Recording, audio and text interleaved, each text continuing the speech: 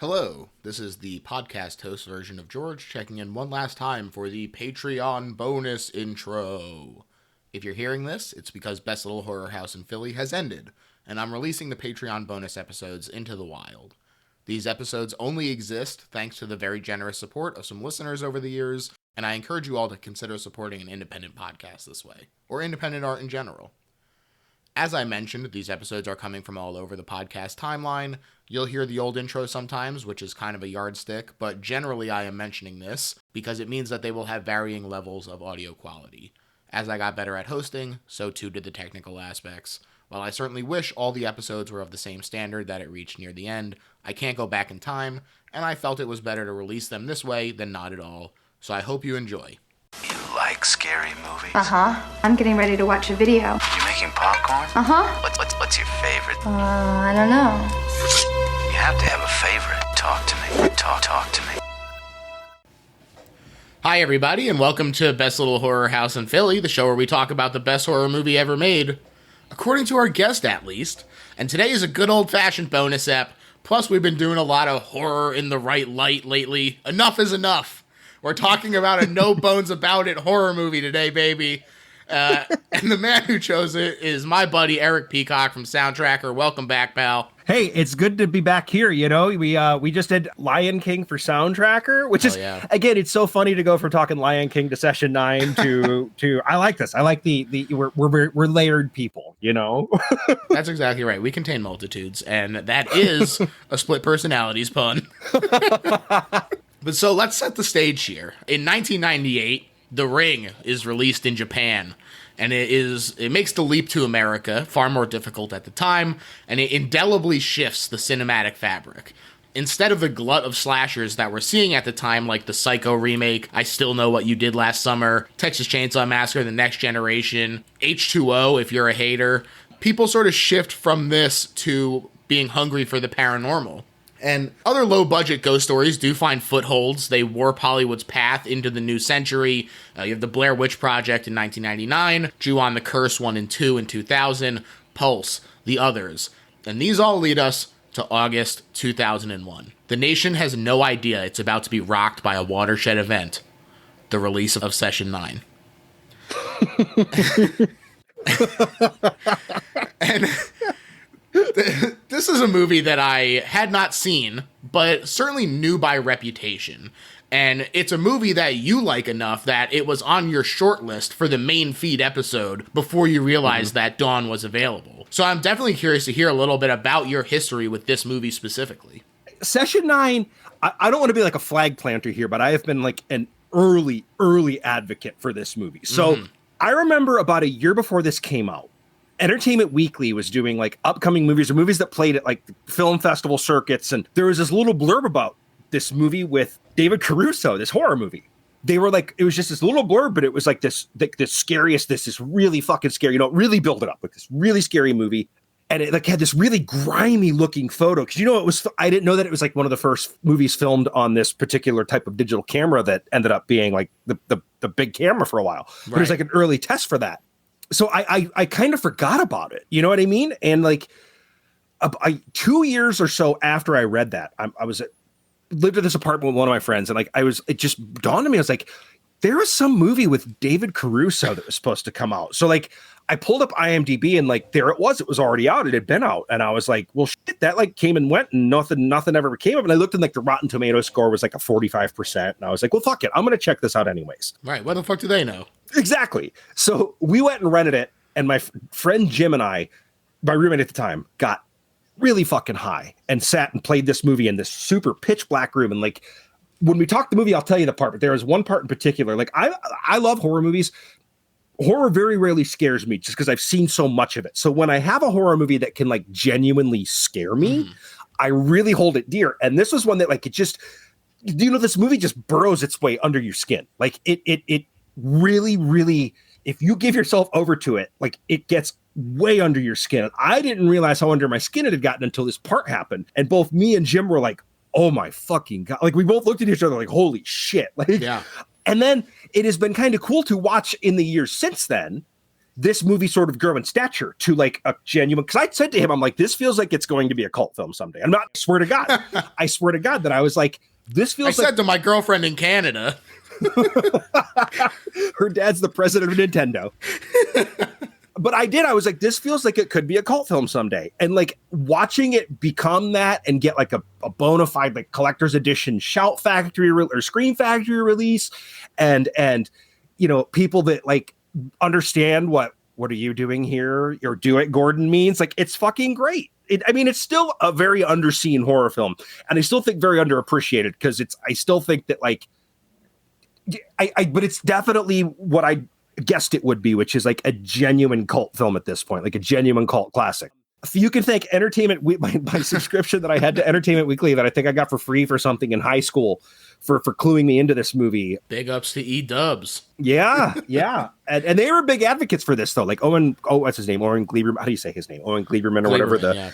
Yeah. He was like a huge fan of this movie, and I don't really necessarily care for him as a critic, but like, thanks, Owen. When he gets it right, you know? Yeah. But yeah, though, so it's just one of those movies that, and so I was so stoked when you said you had never seen it before. I didn't realize you hadn't until you said that in the messages. And I was like, get out as well. I'm really excited to get into this with somebody who had like just seen it for the first time. Yeah. And, you know, it was interesting because, so this is a bonus episode, and in these spotlights, I tend to be a little more honest with my opinion than I am on the original. And so I'm actually very glad to say that I did actually really enjoy this movie. I tend not to really enjoy supernatural stuff, but more and more the cream of the crop has been brought to me through this show, and so I have grown certainly more of an appreciation, and I think that this one is really great. I watched it 3 times. Once just like a vibe check watch because I didn't know anything about it really. And so I was like, let me just experience the movie and not worry about like taking notes or anything during it. So I did that. Then I watched it with notes, and then I watched it with the commentary. And all 3 times I was like, I'm having a really good time watching this thing. The commentaries, Brad Anderson seemed like he was going to be one of those guys who was like the next big thing because like he followed this up with like The Machinist and shit. Why am I blanking on the train movie with Woody Harrelson? Trans-Siberian. Yeah, Trans-Siberian. More like Train-Siberian.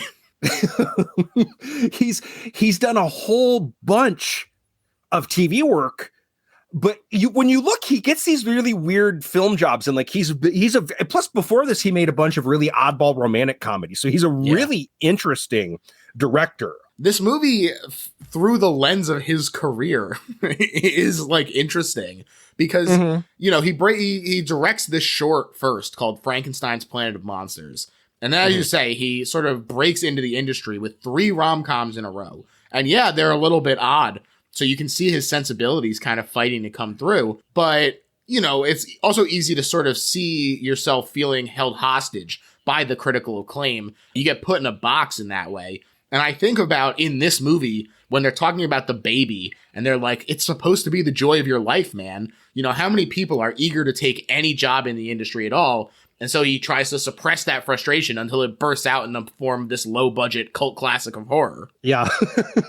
And like he's got such a good way with atmosphere because The Machinist is not a horror movie, but it's as close to a horror movie as you're going to find in a movie that's not technically a horror film. You know what I mean? Like it's there's certainly unsettling. Here's what I'll say. If somebody brought it to me for the podcast, I'd be like, hey, if you're willing to defend it, I'm willing to defend it.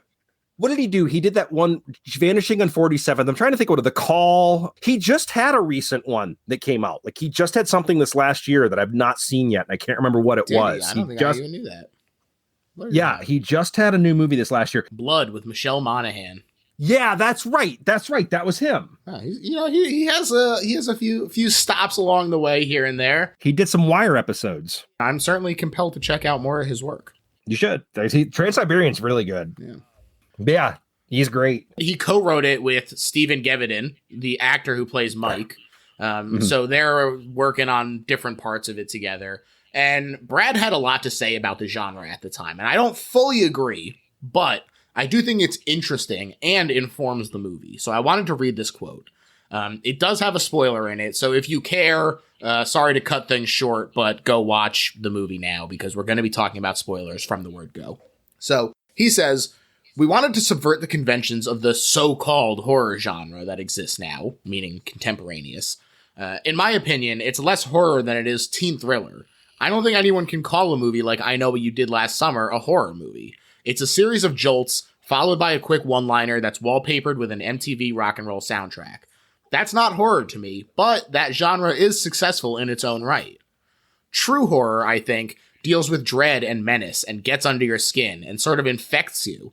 It should be, I think, character-driven. The thing that appealed to Peter Mullen about playing Gordon was less the fact that he ends up killing everyone at the end, but more the fact that it's an American tragedy. Here's a guy from overseas who's coming to try and make good in this country, get married, raise a family, start up a successful business, and it's starting to unravel around him. It's that which Peter was drawn to. He found that really moving, and it is. It's a horrific story on the surface and underneath. The fact that there's this tragedy in the film as well, that's what makes it resonate, at least in my mind, a bit beyond your run-of-the-mill kind of slasher picture. And I think that the fact that it is this character-driven emotional piece on top of having these scary moments is huge. And way before this sort of quote-unquote elevated horror of A24 was as popular. You know, not saying that A24 did it first, not even saying that this did it first, but certainly people... This, I think, is very close to the modern sort of style of quote-unquote elevated horror in a way that it doesn't get sort of mentioned in that conversation. Great point. And part of what, okay, so this is one of the things you said you've watched it twice or more than one time now, but I was going to tell you if you had only watched it the one time, definitely go back and rewatch it, because I do think this movie is a different experience after the first watch, because while it's still genuinely creepy and it's very unsettling, it's also a really sad movie at the end of the day, because you got these guys. Look, I've worked with people like Hank and Mike, and I know guys like this, right? And like they go to great lengths to let you know that Gordon was a good guy or is a good guy. Like, you know what I mean? Like that for lack of a better word, capitalism fucking ate up and drove to this sort of madness, and having to take care of healthcare and family and babies, and you know, first watch, I remember thinking the whole movie that David Caruso is a fucking dick, but if you watch it again, not at all. He's like a good guy who just knows that something is severely wrong with this friend of his. You know what I mean? Yeah. Like it does, like your perspective on this changes on rewatches because you know what happens now. The whole first time it's kind of a guessing game, like, well, what's happening here and blah, blah, blah. Right. But like, you're in his paranoid shoes. Exactly. Anderson didn't connect this next quote that I'm going to read to the previous one, but I'm doing that connection because I do think that they're sort of related. He drew a parallel to the style of scare in the Blair Witch Project, saying that people are eager to be actually creeped out. And then he was asked if he thought that it was harder to scare people today. And he said, I saw The Exorcist reissue while we were making the movie, with a young Boston-based audience. I remember seeing that movie and being terrified. It was terrifying. Everyone who saw it when it first came out was genuinely terrified. It hasn't aged well. Kids were laughing throughout the whole movie, at seemingly inappropriate moments. There's always a little bit of nervous laughter that comes with good horror, but at the same time it felt wrong, like they didn't get it. Like they were so nonplussed in a hipster, self-conscious way. I think it is harder to scare young people because there's an ironic stance that you have to take in relation to pop culture. People are so aware of the manipulation. We're all aware that movies toy with us and pull our strings. There was a time when people just didn't acknowledge that as much. You know, audiences were more accepting of it or weren't as aware of it. In essence, we're so self-aware of the entertainment factor that you can't take it seriously. And I do think it's hard to break through that ironic, glib little smirk. And I have two thoughts on this. First is I hate that shit. People who act like they're above the movies that they're seeing at a repertory screening, just stay the fuck home, you bum. Get the fuck out of there. Yeah, it drives me nuts. Yeah, it fucking sucks. But then more directly related to what he's talking about, I think that is part of what I bristle against with something like Funny Games. Because Funny Games is talking to a generation of people that don't exist anymore. It's talking to people who were like taken in by movies. And we are all so irony poisoned now that you watch it and you go, no fucking shit that like this violence isn't real, or like it just feels so tone deaf because he's saying like people take violence as reality even when they're seeing it in a movie because fiction is realism if you're seeing it, is basically the point of Funny Games. And what Anderson is saying here is, I think, true, that there is a remove now for audiences that make it very difficult to scare people because we're just all so connected and aware with the pieces of movies and how they do manipulate you. You know, every time The Exorcist comes up on Twitter, it's always like irony. People that I know that are like, talk about how it's not scary at all, and it makes me fucking crazy because The Exorcist is. Look, I don't believe in exorcisms. I think it's all a crock of shit. It doesn't mean that the exorcism isn't fucking scary as hell. Right, the atmosphere, you know what I mean? Like, is fucking insane, through the roof, dude. Like, I that movie makes me okay. Here's what I always say about The Exorcist. I will watch that movie, and no matter what the temperature is in the room, I feel cold. Whoa. Like by the middle, like by the whole back half of the movie. Like I feel like, well, because everything, you know, when they're in the room and you see their breath, and you just like you're so pulled in that you feel like you're cold with. Like it pretty much starts with some of Father Karras's dream sequences where like he sees his mom across the street, and he's like running towards her, and it's like there's like this cold feeling to the entire like back half of that film that like permeates. And like, yeah, I don't understand people that show up just to laugh. I don't. This is why I honestly am so cautious about even going to like theater experiences anymore for like a horror movie, because you always get teenagers who can't take it seriously. Yeah, it is frustrating. And luckily in Philadelphia, there is a bustling theater district. And then on top of that, there are also like chain theaters. So you can sort of like, depending on what you're looking for, go to like the different theaters where you're like, oh, I want like a crazy raucous audience. Let me go to this theater. Or I want to hang out with the old people who are going to be fucking like watching Emma with me. And we're going to just have a nice quiet time. I'm going to go down to the Ritz movie theaters. So. We've got the one multiplex and then the drive-in. Drive-in's the place to go because you don't have to hear anybody. Hell yeah. Oh, hell yeah. So for this movie, they considered a Hollywood-style story where teens broke in, but he did say he wanted it to be working-class guys, especially since the town actually does want to restore it, so it then becomes in line with reality. And the image of these guys in these white spacesuits, well, is really powerful. I think it does look good. Mm-hmm. And he got he used to, either him or Steve used to drive by. I think it was Brad that they used to drive by it that's how he got the idea, which is like literally driving by Danvers for like a regular commute. He said we had the location before the story in a way. Yeah. I used to live in Boston, so this is Anderson. So I'd often see this place driving down Route 93, looming there on the hill. Sorry, this is a little bit of a longer quote, so I apologize in advance, but it always occurred to me that this would be the most appropriate place to do a good horror movie. I always wanted to do one. I went up there with Stephen Gevedin, and we invited ourselves on one of those little urban spelunking missions. We met these kids we found online who go and explore deteriorating, broken down places like old hospitals, old prisons, old military obstructions, subway tunnels, that sort of stuff. And they invited us on this little journey, so we went up to Danvers Hospital and explored the place. Went into all the tunnels, went up to the old morgue, went all the patients' rooms. They gave us a lot of the history of the place, filled us in on some of the stories. And it was from that initial little journey that we got the seed, certainly from the location.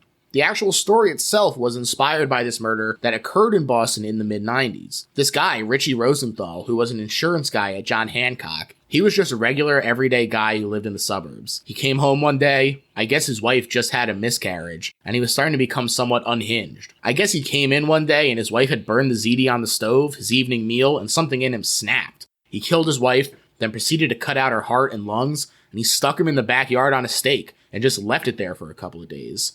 Then he went to work back at John Hancock in downtown Boston like nothing ever happened. And when he was actually finally caught, they asked him why he had done it, and he truly couldn't remember the act or why he had done it. It was something that had been so buried in him, and then again after he had done it, had buried it back down there. And there's something awful about that.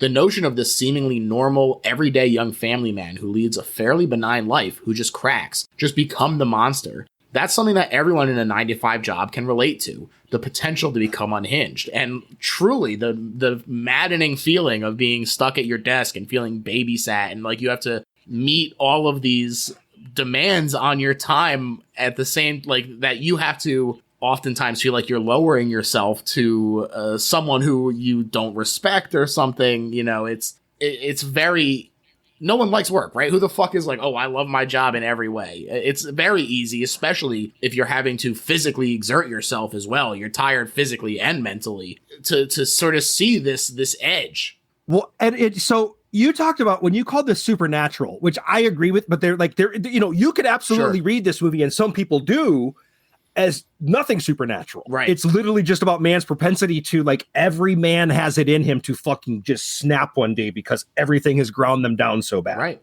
Right. And we do see this in each of them, not just the quote unquote Zen master of calm, as Mike describes Gordo. The power struggle between them and the expectations of masculinity that create this sort of inability to communicate between them, and ever more topical subject. You know, again, this movie feels very prescient, not only in sort of predicting the style of movies these days, but also the conversations that we're still having. There's so much bravado and chest thumping between these guys who can't come clean with the way that they're really feeling. And this is, I think, another reason it's a good idea to have them be asbestos guys. You know, this rage that they're talking about festers like asbestos in the lung. The meat builds around it, and it just rots you from the inside of the self-destructive and noxious mask of quote-unquote strong silent type. You know, if Gordon had been allowed to communicate how he was feeling, maybe this wouldn't have happened. Go to therapy, dude. Yeah. Touch grass. Men will literally promise to clean an asylum in 1 week instead of go to therapy. Well, and to me, like, I kind of like split that difference. Like, I think you can look at this as both, like, I think both readings are true. Like, there's obviously, we'll talk more about it as we talk about the movie, but I obviously look at this as like, there's a supernatural element to this movie. Like, there's no, undoubtedly to me, but like, there's all kinds of little, you know, they one of the motifs in this movie, they did very little set decoration for the movie itself. Like, they did, and I'm not stepping on anything you were going to say. They did very little set decoration. They pretty much left everything as is. They obviously added like pictures of Gordon's family and shit like that. But I cannot remember if they left them or just made sure to keep them prominent in the movie, where you see all of those American flags on the windows that are smashed. Yeah. And so it's like shattered American flags, broken, the American dream, busted. You know what I mean? So like, that was there, right? You know, it definitely. Yeah. And so it leans into this idea that, like, yeah, any person could absolutely at any time, under the right stress and circumstances, maybe not go as far as Gordon, but do something terrible. Maybe not go as far as the guy who cut his wife's heart and lungs out, but like do something they would not normally do. Right. Even if it's just snapping at your wife, you know, minimize it 1,000 times. That's something that is a result of the stress of your environment sometimes. Yep.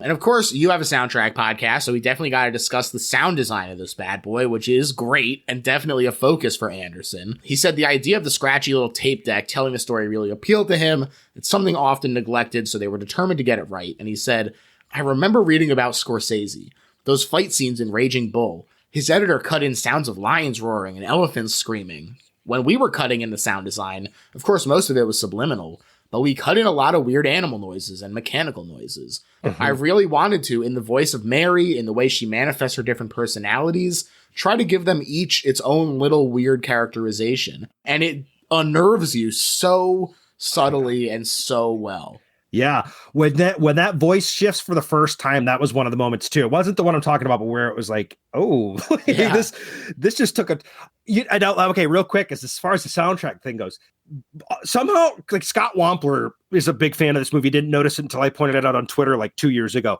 Did you notice who one of the first names you see in the credits are? Music supervisor? No, I don't think I did. Carson Daly. Oh, is it that Carson Daly? I think I did notice it and be like, oh, that's funny. Is it him? Yeah. Yes, 100% him. Russ on Twitter, that worked on this movie, couldn't remember because that somehow Scott asked him, like, well, how did this happen? Yeah. Like, he thinks that like Brad and he were buddies or something like that from college. Right. I don't remember the story because this is a couple of years ago, but yeah, it always blows my mind when that choke chain by Lou Reed starts to end the movie. Yes. And you see Carson Daly's name pop up. Oh man, it's great. It's great. He did a great job. I love that song at the end, especially. Wow.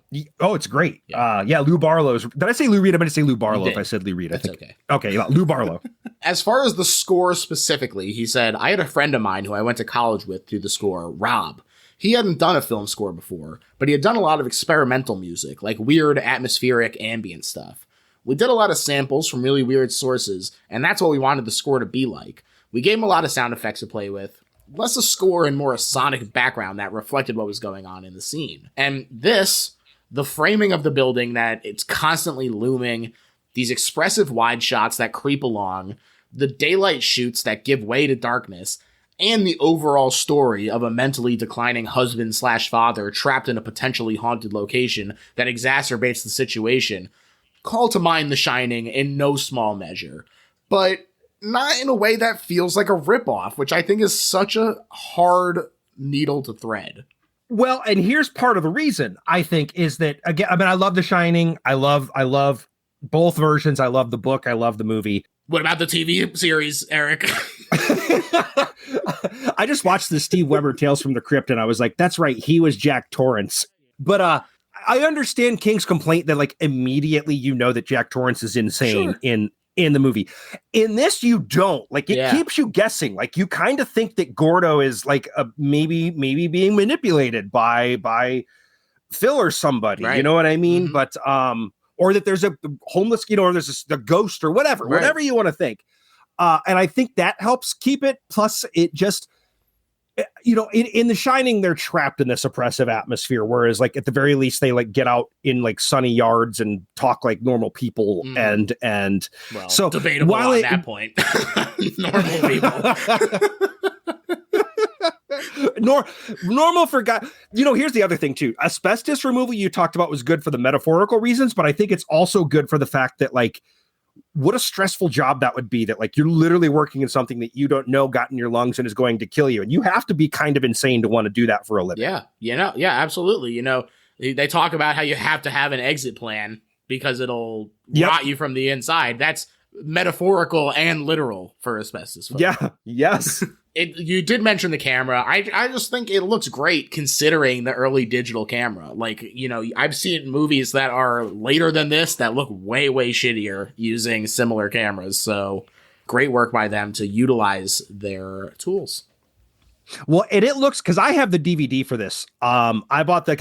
See, part of the reason, it's funny, I almost didn't even watch this before today, because this is a movie that I literally could go through word for word. Like, I know this movie front to back. I know, like, beats, I know dialogue. Like, this is almost one of those movies I could recite word for word. You know what I mean? So it was almost like, I don't even know if because I just watched it a few months ago. But it was one of those ones in college that I had. That was like when you had that small collection of movies sort of thing too. You know what I mean? So, like, yeah, and it was constantly in rotation. But seeing that difference that the Shout Factory remake or the Shout Factory remaster had to that old DVD with that digital looks good. It's phenomenal. Yeah. I don't remember if the Scream Factory Blu-ray has the special feature where they talk to Gordon, Peter Mullen, and he's talking about, like, weird shit that happened when he was on the roof, and he said that, like, he got this, like, overwhelming urge to jump one day, and he couldn't figure out why the fuck here. Yeah. Well, okay, I don't. The death drive. They tore Danvers down now, right? I don't think I did know that. I didn't get a chance to, like, look at any just straight up trivia. So that's wild. It was supposed to be on the historic register. There's apartments there now. They build apartments where it used to be. And people have said that weird shit's happening in these apartments. I was reading stuff about this recently. Yeah, they ripped. It's gone. Danvers is completely gone now. Wow. I guess it's true what they say. They paved reverse paradise and put up a parking lot. they paved hell. David Caruso, who, as you said, plays Phil, talked about the atmosphere on set, which, in addition to having actual all kinds of asbestos and mildew, was genuinely terrifying, as you can imagine. He said, yeah, Danvers is not a movie location. Also, just imagine that this quote is happening in David Caruso voice. Danvers is not a movie location. You know what I'm saying? It's really scary. A place you never got comfortable in. You can really feel the pain of the people that went through Danvers. It's a rough environment. It's not fun. It's on the film. They didn't have to dress any sets or anything. All that stuff was sitting there. The federal government walked away from it about 30 years ago. We used this very small percentage of the building. Most of it's pretty unsafe. In the off moments, I traveled into places I probably shouldn't have. It just got worse and worse. You have to remember it's a building that was open for about 130 years or so. A building that was functioning before electricity, before there was heat.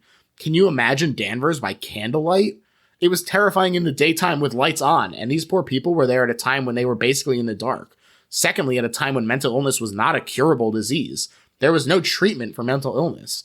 It was, around to the turn of the century, perceived as a form of evil. People would come to Danvers with some kind of disorder, and they would be seen as possessed. The other side of Danvers is an aspect of punishment for being incarcerated there.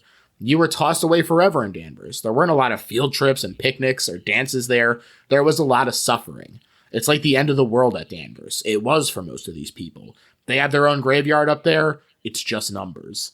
And what a fucking punch in the gut that is, especially when you see it and you realize that it's so dehumanizing. As he says, even if without knowing the history, you're like, oh, how could there possibly be any rehabilitation happening at a place like this that literally in their death just views them as a number? And Danvers had a terrible history. Like, it really, the lobotomy stuff, how it was like perfected, real, yeah. The water the water treatment stuff was like a thing that they like maybe weren't like the first to do it, but like, and I'm using huge air quotes here, perfected, like putting them in like cold water and like submerging them in water. Yeah. Like that was one of their treatments that Danvers did. It was a really bad, I mean, you know, and for lack of just calling them what they were back, the insane asylums, as they were awful places. Like, it's a terrible, dark part of American history that, I mean, you read the history of the way they treated people that were mentally ill and putting them in these places. It's awful. It is like one of the really dark stains on our history. Right. There's no, I mean, if you believe in that sort of, the actions in a place seep into it, it's no surprise that people are sort of on edge in these shells of these buildings. Mm-hmm. Caruso said it wasn't necessarily improvised per se, but the low budget nature of it meant that things could happen more organically, that they could find the energy or momentum and get a version of the scene that works. Things that couldn't happen if they have to constantly be breaking down sets and taking 4 hours to get the lighting right for a close-up. So, you know, an interesting way to view the sort of the constraints that can bolster creativity. Yeah, here's a Caruso. I would like to see, I always have a soft spot for David Caruso because of this movie. And I know that like now he's the CSI Miami guy and the like, dude, but like, honestly, I feel like Caruso under the right director, I know like no one will because he's so difficult to work with, but like, I'd love to see him have some sort of because he's not he's questionable. Well, obviously we'll talk about the fuck you part in this, but like, fuck you. But it's not even his fault. It's the Zoom that makes that scene so weird. But you know, he's not a bad actor, and I would love to see. I think in the right hands, Caruso could have some sort of weird, like if somebody were to take a chance on him and put him in something. Sure, take one Nick Cage movie, give it to David Caruso. yeah. Nick, you can spare it now. We are back, right? You have all these successful movies coming out. Give him one Nick Cage movie. Yeah. Pass on one thing. Toss it. The movie had $1.5 million budget. It made $1.6 million. So an artistic success, if not a commercial one. But Anderson and Caruso both discussed the difference between satisfaction and success, and saying no matter what happened with this movie, they were satisfied with it, and the work that they did with each other and the rest of the cast. And really, ultimately, whenever you make something, that's all you can ask for. And I'm curious to know what those numbers, because first of all, you know, I talk about this a lot on my show because I deal with these movies that were fucking $100 million budgets, made $150 million back, and they're considered a disappointment. Like for people, obviously, you know, but and anybody listening to this probably knows, but for people who don't know much about film, like you're like, well, that's a $50 million profit. Well, yeah, when you cut out the $100 million they spent on advertising, this movie most certainly didn't have a huge advertising budget. Right. You know what I mean? So like they were begging for that Entertainment Weekly coverage.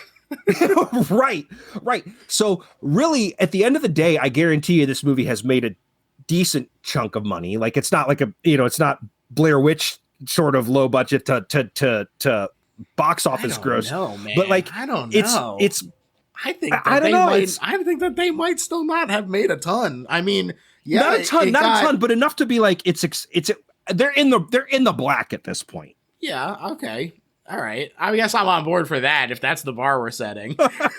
Because it's had a decent life on Shudder and then the home video, and like I said, it's found a cult following. So like there are certainly people that have spent money on this. I agree with that, but let me have this. Okay. All right. You got it. All right. So let's get into the actual movie. The first image of the movie is in fact the first image that came to mind for them when they were thinking about making this, and that's the restraint chair and the shaft of light. They intended to have the spinning come back more often as sort of a descent into madness motif. It's easy to see that getting overplayed, though, so I'm glad it's sort of used sparingly. Because it's a great image. I mean, it's the cover for a reason. It is. I've posted the picture of that restraint chair before. Again, just talking about Twitter, just like posted that picture, and it's kind of funny. The people that know it are like, you keep talking about Twitter. Is that you're talking about X? I will never call it that. I will never call it that. Sorry to interrupt. Sorry. You posted, people reacted. No, it's just like it really is like, for people that know it, that's like an iconic shot. Yeah, for sure. You know what I mean? Like, so, but I agree with you. Had they done it a whole bunch, it would have probably gotten a little grating. So it's like, it's used just enough in this movie. Yeah. And even if they had, like, it's really the spin that would make me worried. Even if they would just like kept coming back to the chair, I'd be like, okay, they keep coming back to it. That's fun. And like, that's supposed to be there. The spin, that's where it starts getting a little aggressive for me. But yes, your taste may vary. We have Peter Mullen here as our man Gordo. He's under a ton of stress. In the very first actual scene, he's dreading going home to his wife and kid with an ear infection that won't quit. And he's in dire need of the asbestos removal job he's bidding for here at the Danvers Asylum. It was built in 1871, so it's on the historic register, and they can't tear it down. They have to reclaim it. And as you say, they perfected the lobotomy there, as we'll find out. Mm-hmm. One thing I love, too, about that conversation with he and Caruso in the car, because it just jumps right into that conversation, and it's like right in the middle. You're almost like you feel like you've just stepped into the middle of a long conversation here. Yeah. You know what I mean? So you are just as you're right in Gordon's shoes immediately, where you are like, you're not quite on the same page as the person with Phil, Gordon and Phil. He's distracted. He's not. And it kind of puts you in that same situation where you're like, you're catching up to what he's saying. Okay, there's a baby. He's under stress. You know what I mean? But you're snapping in from dissociating. Yeah, exactly. That's exactly the way to put it. Yeah. You're coming in from disassociation. Yeah. The stories of the hospital and the eerie atmosphere culminate in Gordon pausing, horrified, and hearing a hallucination of someone calling out to him as a shadow crosses his face. Gordon. It's great. I like it. It is interesting. I'll talk about this more later, but the elements of it that are quote unquote supernatural, like, that was kind of a late decision. And so when you listen to sort of the emphasis on audio storytelling, it really benefited this movie in particular, because as they shaped the story late into development, they're able to sort of communicate it through audio and ADR, going back and editing the sound instead of having to be like, fuck, we're broke, we can't go back for reshoots. Like, how do we do this? The emphasis on the audio really was to their benefit. Oh, yeah. And I mean, there are, you when you hear this, one of the cool things too is there's like a buildup. At some point you hear that first voice, hello, Gordon, and like it's a very, it kind of that voice immediately. You know what I mean? Mm-hmm. Like, you don't know it. I'm not saying you recognize it, but like it's kind of one of those ones that like you're going to come back to that voice. Like, oh, it's an evil guy. And so.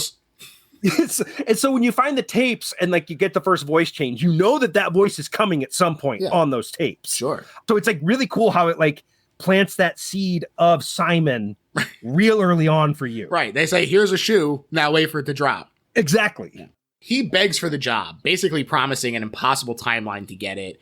Starts out with Phil saying 3 weeks minimum. And then this masculinity thing here, Gordon has to one-up him with 2 weeks so that his manhood isn't questioned. They talk about how he's the captain. He gets to decide. And then later on, any pride that he might have salvaged here in this moment, he has to sacrifice that and come down to 1 week in desperation after talking with this guy outside to beat Yankee's bid. And one of the complaints that I've heard about this, not complaints, but when people like talk about that, well, for doing this 1 week job where they're like completely up against the wall, they sure do talk a lot. And I'm like, okay, they could have padded the movie with 20 minutes of them removing asbestos to show you that they're working. But like, if we're going to move the plot along, we've got to see the parts where they're sitting and talking. You know what I mean? So like, funny. God damn, man, quit nitpicking. That's so funny. Also, that's so like hilarious that they would be like, oh, if it were me, I would be fucking working hard. It's like, shut the fuck up. Yeah, I wouldn't take a lunch break. Shut the fuck up, dude. Like, look, I'm not saying that, what is it, $2,500 wouldn't be huge, right? But he's the one who is in these extreme dire straits. Mm-hmm. The other guys, we don't really know what their situation is. They might be like, okay, great, that would be a nice bonus, but I'm not like killing myself to hit this 1 week deadline over here the same way that Gordon feels like he needs to. Yeah, to them, it's just some extra. Although I do like, there is one point where they kind of show what everyone's doing in their off time at work. And one of my favorite little touches is Hank is just sitting in a chair getting screamed at by, shit, why can't I think of what her name, I can't remember what her name is, that we don't spend a lot of time with the other people outside of our little quad right, here. But Phil's ex, you just see him getting screamed at, like watching TV in a chair smoking a cigarette, which is like one of those like really funny little touches, because that's probably what Hank would be doing. So when he heads home, Gordon this is, instead of being happy to have gotten this job because he had to sacrifice so much to get it, he just stares at his family from across the busy road, cars speeding past them as a literalization of the barrier he feels between them, and the camera lingering on an open doorway through which we see a pot of boiling water on the stove. He looks at the photo of his kid in this moment, and in the commentary, one of the guys said, "Cute kid," and the other guy responded, "Not for much longer," and that really cracked me up. Well, that scene too, there are the first time you watch this, like if you're paying attention, and I didn't notice it, but like you could absolutely pick out what's happening based off of his bag, because there's little bits and pieces of that bag spread throughout. When Hank finds the Jif peanut butter jar later on, that like they show that Jif peanut butter jar front and center like 4 different times, because you see that shot of him sitting in the car a few different times, grabbing his bag with the flowers in it. Right, and later on you see the flowers just like fucking scattered there, and it is, not only are you like, oh, it's sad because it's like his relationship has fallen apart, but also you're like, holy shit, the flowers, why are they still in there if he's not, like, all this shit that's been scattered around here. Yeah. Yep. It is also a great demonstration of that, the mixing specifically that was emphasized as a storytelling device, because we hear Roses, "What's the occasion, Gordon?" and then screams, and the screams are sort of faded to the sound of a generator. And let me tell you, the first time you watch this, you're not sure if it was that the whole time. You're like, that might have just been the transition to the generator. And they're sort of leaving you in this little hook of, oh, what's the occasion, Gordon? Like, how's he going to describe this? They do such a great job of sort of keeping you on edge, of making you say, was that a scream? It's just really, really effective. Yeah. You don't want to give away your whole ending early in the movie, but it offers up enough little clues. But it also, like you said, does enough to kind of juke you a little bit to like, if you think you got to figure it out, something's going to happen that makes you think maybe I don't have this figured out. And that, the sound design, the way, because it is so jarring, that scream, but like you immediately you'd be like, well, why'd she? Where'd this? And they do. I mean, obviously they play around with the timing a little bit, because more time passed from the moment she says what's the occasion and when she starts screaming, that like you kind of would be like, well, why would she scream immediately after asking that? So maybe it was the generator. Mm-hmm. You know what I mean? Like it doesn't have a long pregnant pause when all of a sudden that sound kicks in. It's like the second she says what's the occasion, there's a scream. So yeah, you're like, well, what am I hearing here?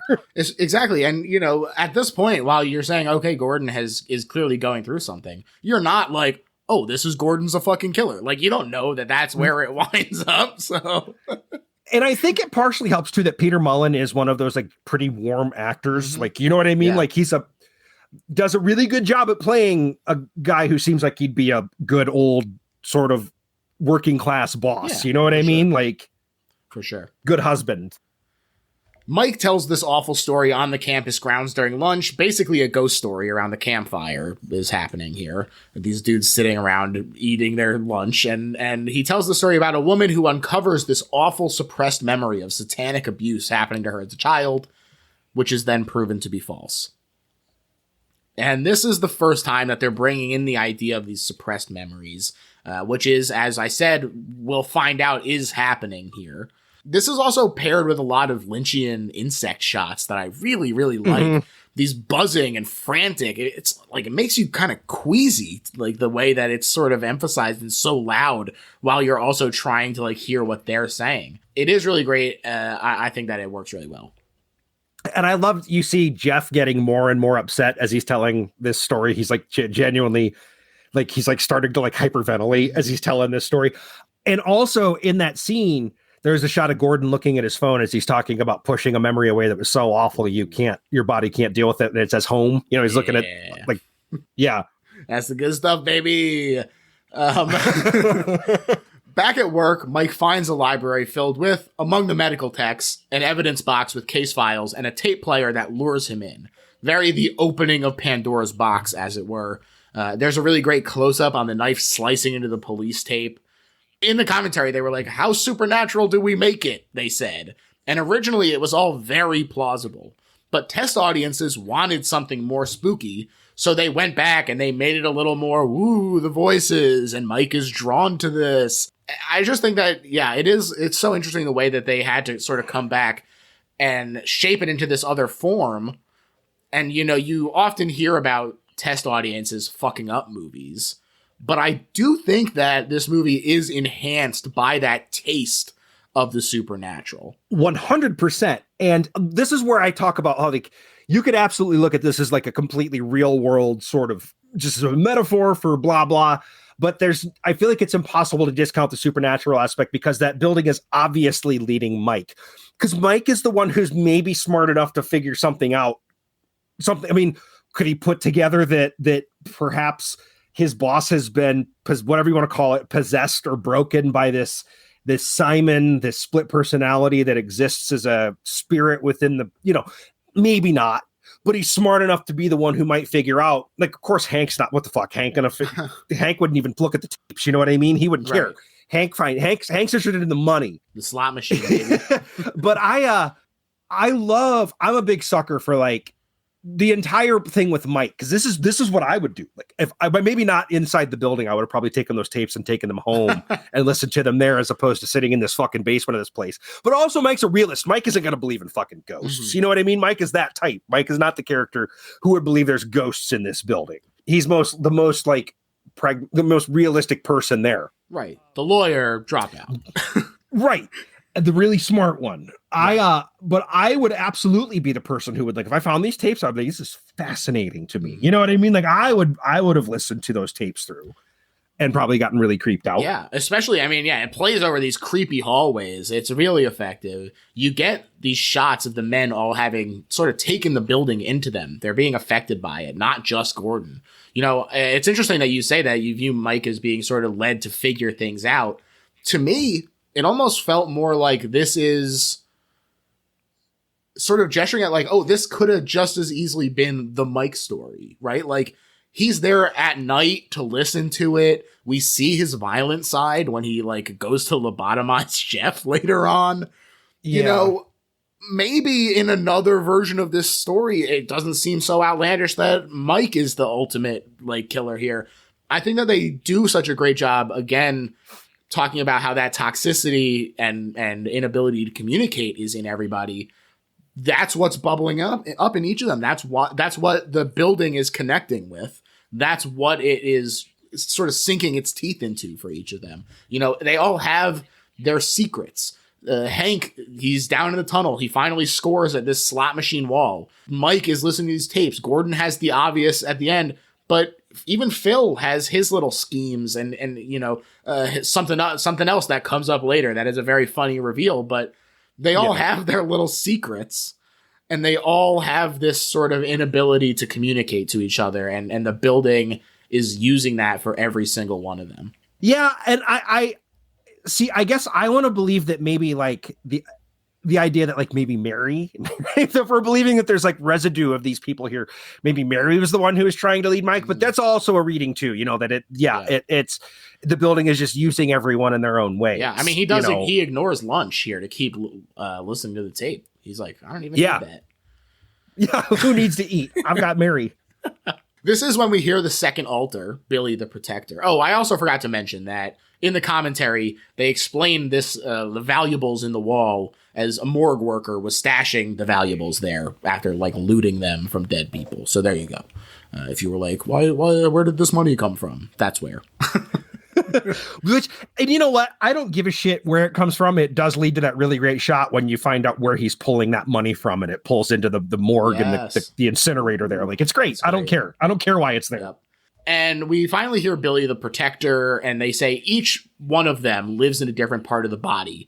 not only that's something that they found to be recurring in actual research, but it also does help to create a question of where does evil live? And it reminds us of our good friend Tony, the little boy who lives in Doc's mouth in The Shining. I sometimes I wonder.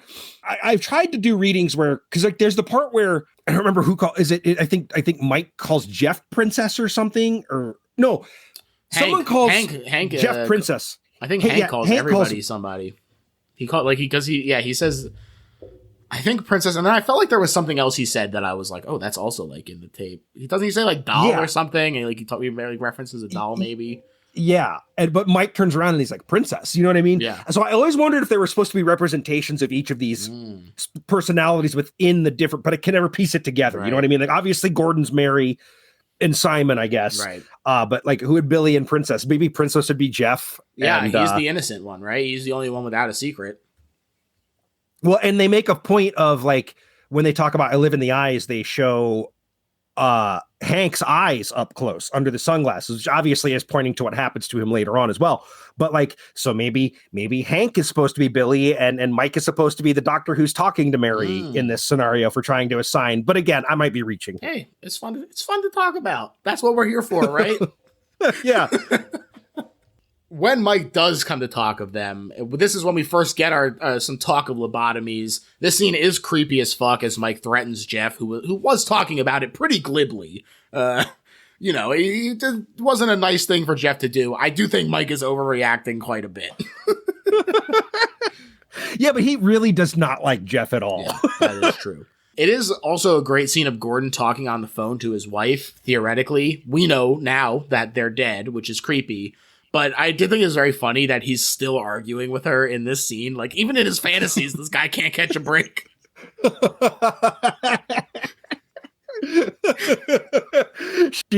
She wants nothing to do with him. Yeah, she hangs up on him in this fantasy. He's like, Mary?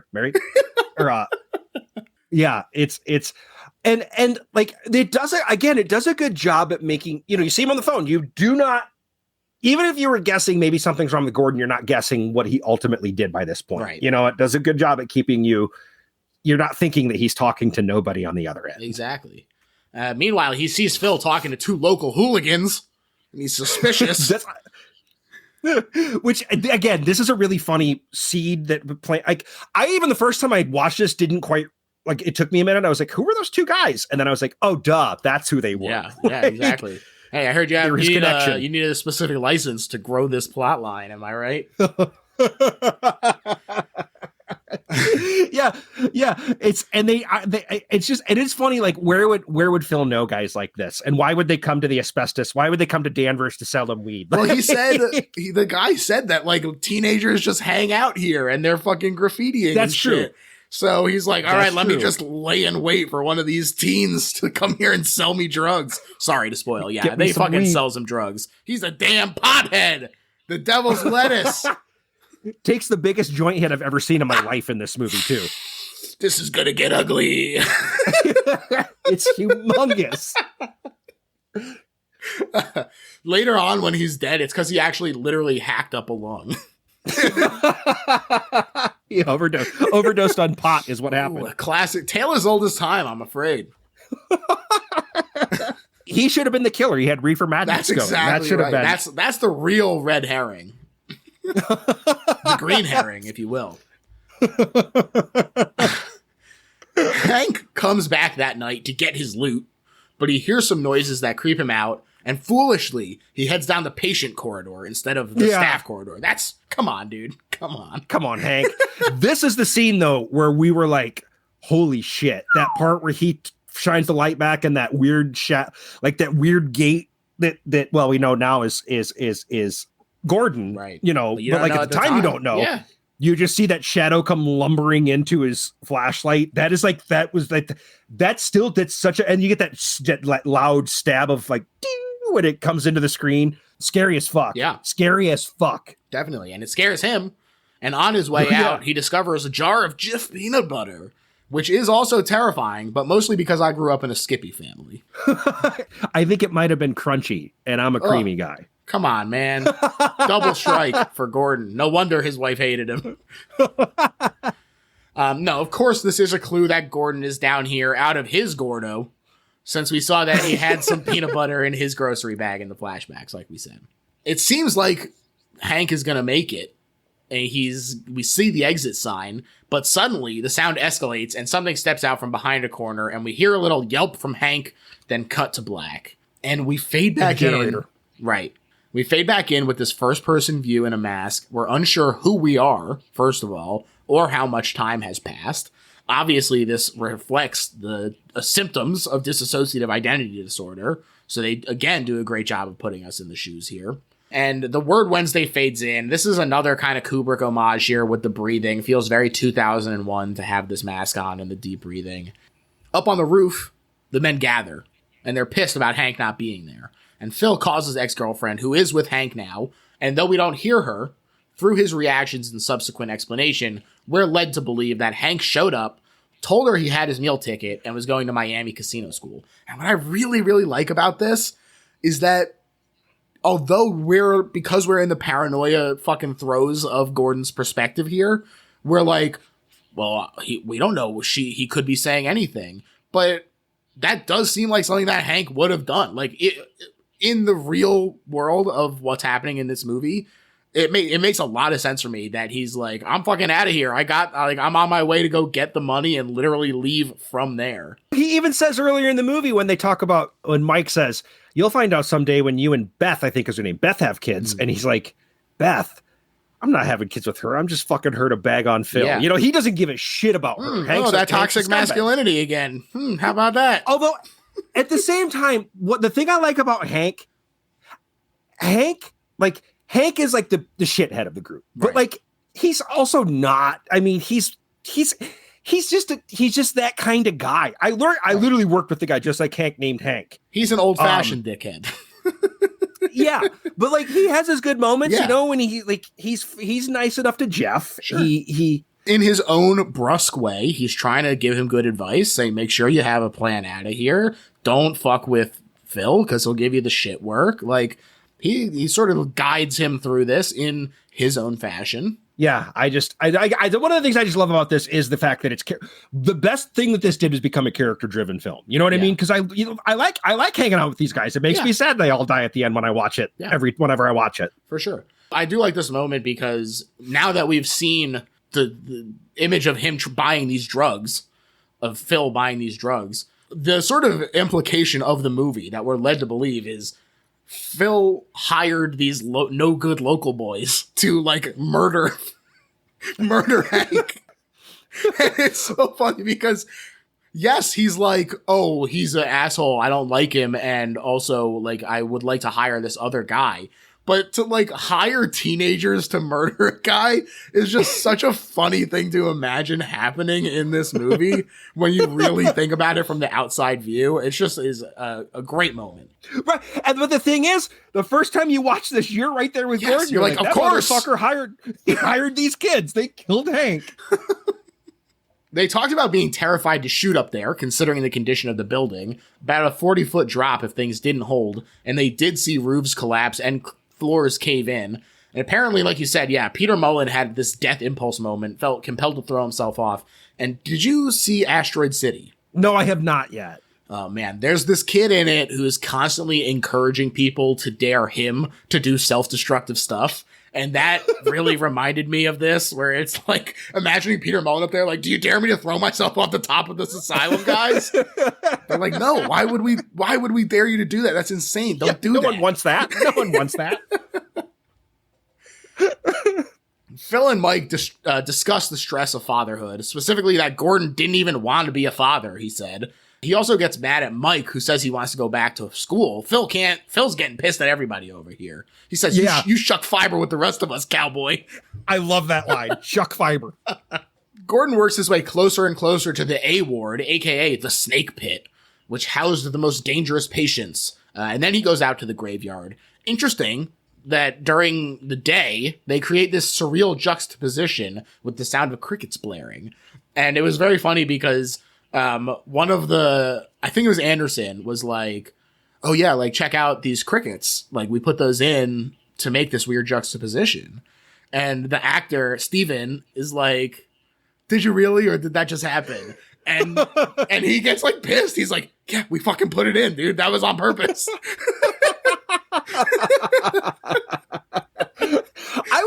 I wish Stephen Gavin did more stuff. You know what I mean? Because I really like this. He's great in this. Yeah. And our man here, Gordo, is on the phone with Wendy, again asking for forgiveness. Meanwhile, he's sitting directly over the grave of Mary, marked only with the number 444. Yep. But he's interrupted by Jeff, who comes over to thank him for the job. And he says, is that Aunt Wendy? She says, yeah, she's good, but tired. Kids tire you out sometimes. Meanwhile, he looks like he's about to weep. He's seconds away from it. The way Peter Mullen delivers that part about she's really tired is so good because he sounds like somebody who's about to have a breakdown just saying that. Yes. She's good. She's tired. Really tired. Yeah. And this cuts to Mary, who is weeping on the tape. And she's saying, I miss my family. Probably no parallel to draw there. I don't know why I mentioned that. Yeah, honestly, sometimes I think her real voice is more scary than any of the other personalities, like the real Mary voice. Well, it's because they did a real good job at making it sound like a tape that had been like waterlogged and sitting in a box for decades. Yeah. You know what I mean? Yeah, or like moisture. The warp points are cool. Mm-hmm. She also denies knowing the alters, then becomes Billy as we see the photos of scars on her chest in the case files, and the doctor attempts to wake up Simon to Billy's great distress. Gordon reveals to Phil that he hit Wendy, and he basically says the true story of what happened, that he came home and the boiling water we saw spilled on him, and he says that she did it, although we only have his side of things, since we didn't actually see it, and he also doesn't reveal the extent of his outburst, or maybe doesn't know himself.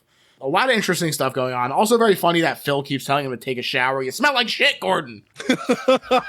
Yeah, he's been living in his van. You know, that is one thing we need to talk about, that gnarly burn on his leg when he pours iodine on it in the car or earlier in the movie. Like, oh, that's actually just coming up. Yeah. Oh, I see. Okay, I was mistaken. I thought it was right before Hank died that we saw that scene with him sitting in the car like that. No, yeah, we just find out he burns himself, and then we get this creepy dream as it's revealed that Gordon is sleeping in the van here.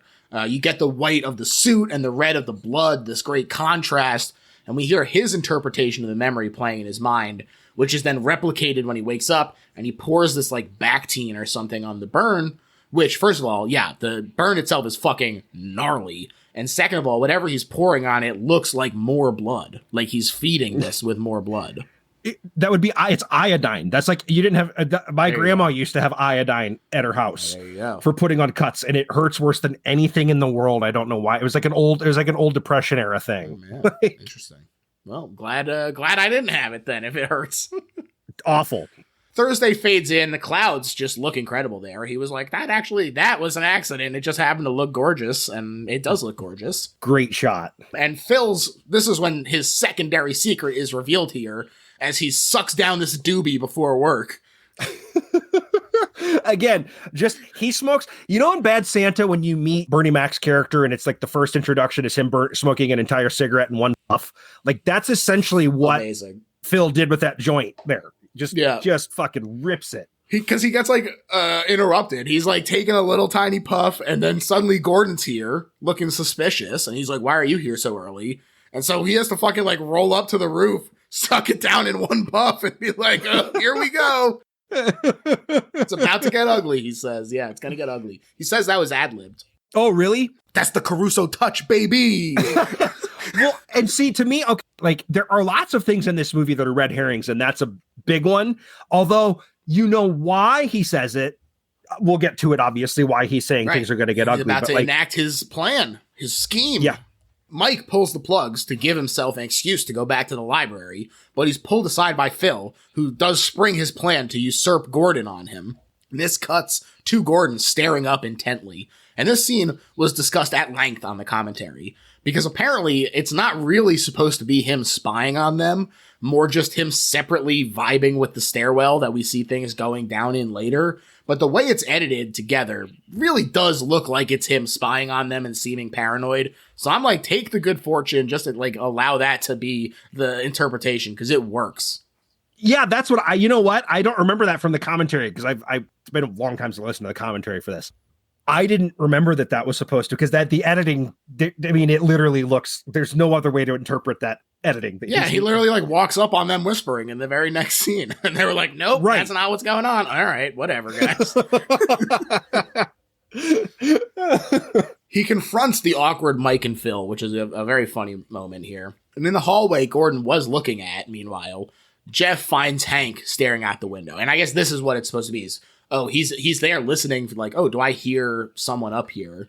And it's Hank. Jeff finds him instead, sunglasses on. Again, Hank has been wearing these the whole time, but it's also a reference to Mike's recommended treatment for a frontal lobotomy. So that's, pungent. Sunglasses is all you need with one of those. Well, and like Josh Lucas, that does a really good job with the way he's delivering what are you doing here? Yeah. The little finger smear of blood down the window, that's nice. The fingering at the window is good. Yep. Jeff runs back to the group to tell them about Hank, but when they return, he's gone. And I love it. He's like, why would I make this up? Yeah, right. Yeah, why would he? Why would he make this up? Like, and his desperation too when they hear the noise again, and it's like, it's Hank. Yeah. It's Hank. Like, he's like, yeah, I've been vindicated. He's upstairs. Yeah, exactly. Phil yells about how they all heard Amy. Hank is in Miami. Gordon spots a silver dollar and grows even more paranoid. And he says, actually, only you heard that. We only heard you tell us whatever you want. He's not wrong. He's not wrong, and demands the phone to call Amy back and confirm, which Phil gets defensive about. And then this is when they hear the footsteps, which does shut things down. Gordon demands Phil come with him to check it out. And this is when we get the delightful delivery of "fuck you" from Caruso.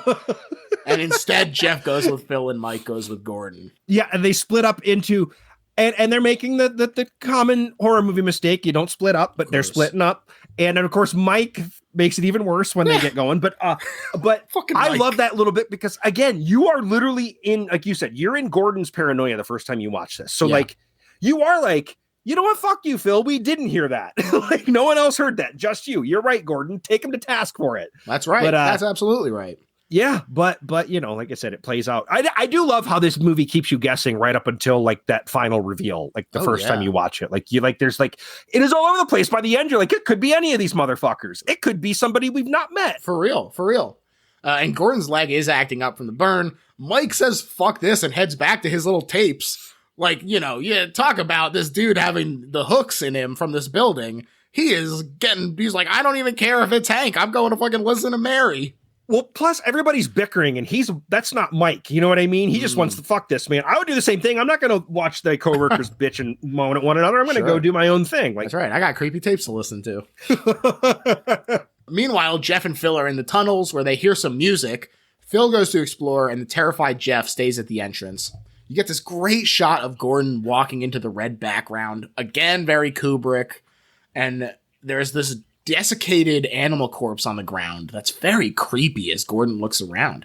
It's just a really great looking scene. I love to, you said his plan to usurp Gordon, and I don't necessarily look at it that way. I think he knows his friend is something severely wrong with his buddy. You know what I mean? He's frustrated, but like you see that Phil, again, when he finds out Hank's got blood on him and there's that shot of him where he's like, hey, just you be careful. Okay. You know what I mean? I'm going to go down and see. Like, again, Phil's not a bad guy at all. Like, he's not a bad person. But that's the thing, is that it could happen to anybody. Everybody who you're like, oh, he's not a bad person. Oh, it's just old Gordo. Oh, it's just Phil. Oh, it's just Mike. None of them would ever do this crazy shit. It could be anybody. Exactly.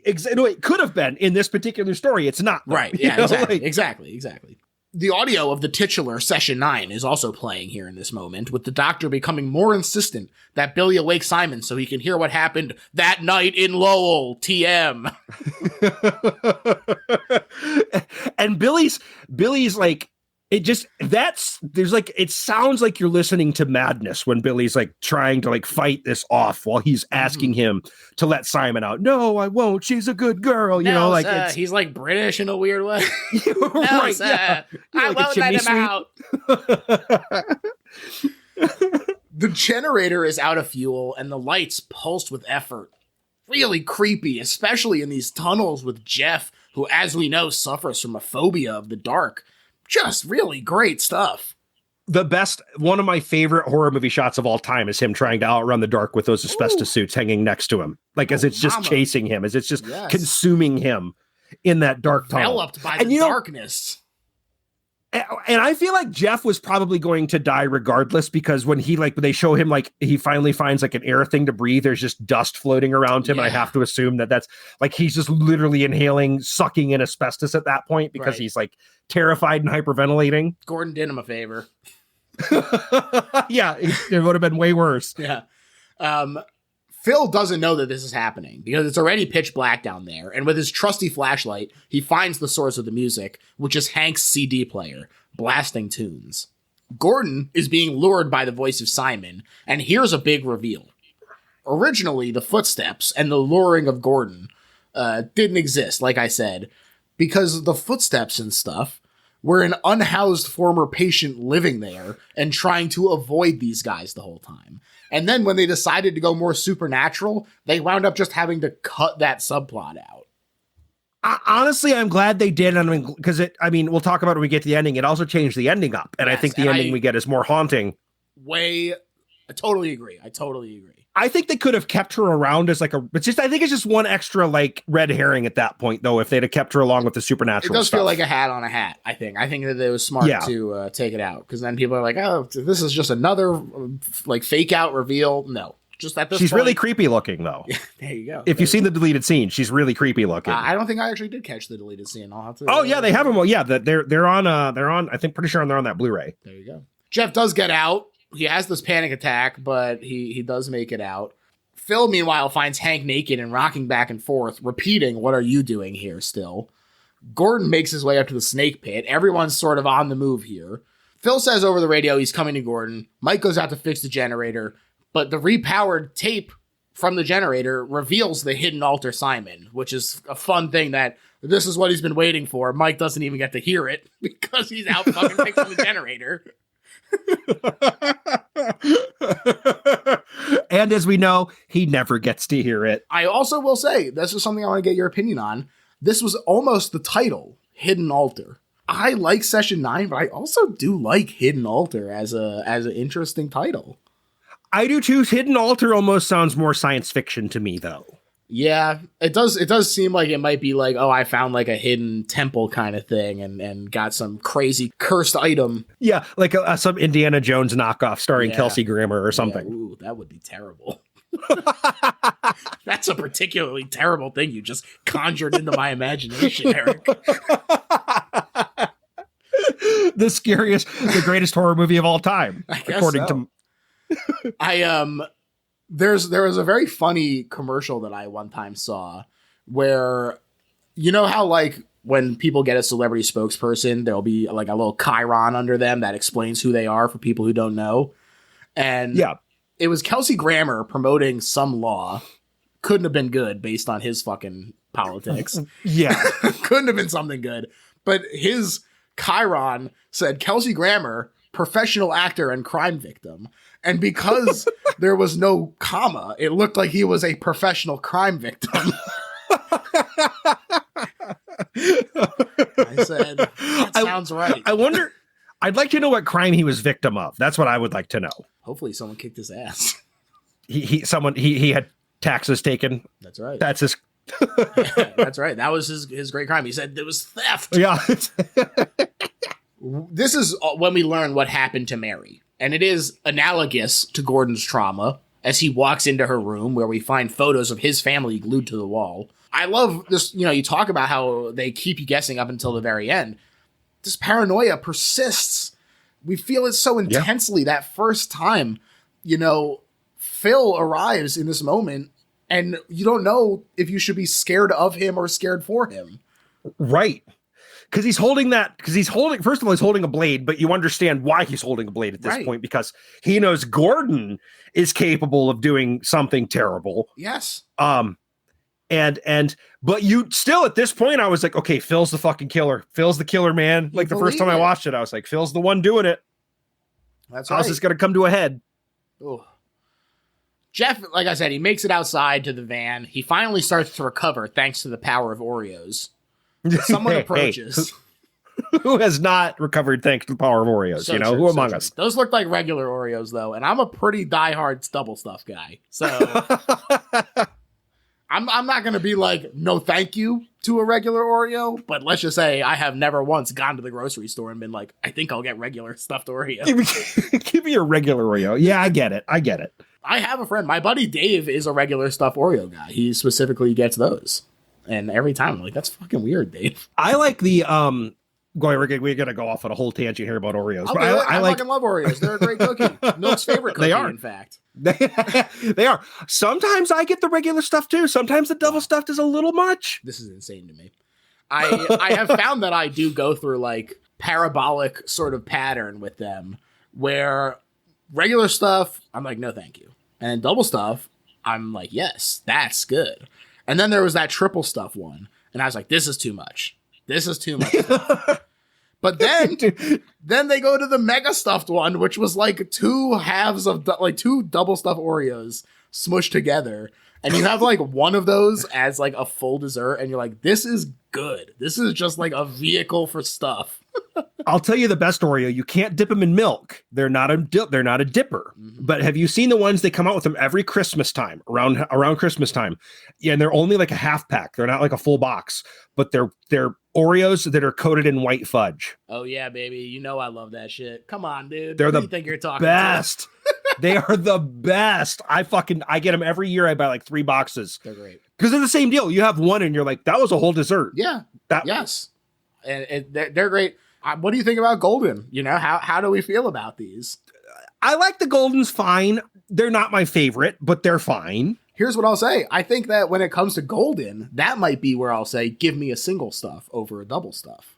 Do they even make double stuffed Goldens? They do. And I think I would prefer a single. This is weird for me because honestly, I am 100%. I will go to the mat for the fact that vanilla is better than chocolate. If I'm getting a milkshake ice cream, I'm getting vanilla.